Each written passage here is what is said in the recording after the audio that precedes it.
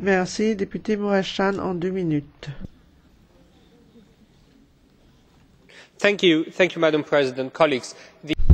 Merci. L'annexation illégale de la Crimée et le conflit dans la mer Noire ont changé l'équilibre dans la région. Cela représente une nouvelle menace pour l'Union européenne et pour nos voisins de l'Est. L'Union européenne n'est plus qu'à 100 km de la guerre et à 300 km de la Crimée. Nous devons donc créer une nouvelle stratégie vis-à-vis de la mer Noire pour répondre à ces nouveaux défis. L'approche actuelle est dépassée. Nous n'avons pas pu prévenir la situation, ni réagir à l'invasion, ni pour la Géorgie il y a quelques années, ni cette fois-ci.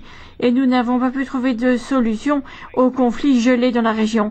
J'attends de la haute représentante qu'elle nous prépare une stratégie pour réagir à la nouvelle situation dans la région. La Russie est prête à lancer des actions militaires, alors que nous ne sommes, nous, pas prêts à réagir. Nous sommes un projet basé sur la liberté. C'est le fruit de 70 années de projet européen. Il ne faut pas remettre cela en question. C'est justement pour cette raison que nous devons agir pour prévenir l'escalade militaire dans la région et ne pas nous contenter de réagir, parce que cela pourrait avoir des conséquences fâcheuses.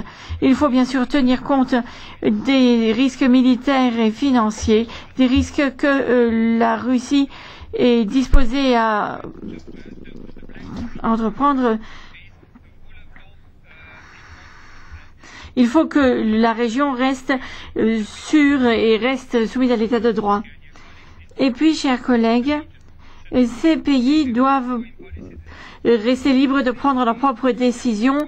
Ils peuvent décider de se tourner vers la Russie ou l'Union européenne. Nous ne devons pas faire pression sur eux. Nous ne faisons pas pression sur eux et la Russie ne doit pas non plus faire pression sur eux. Zala képviselő úr következik 1 percben. Député Zala, en 1 minute.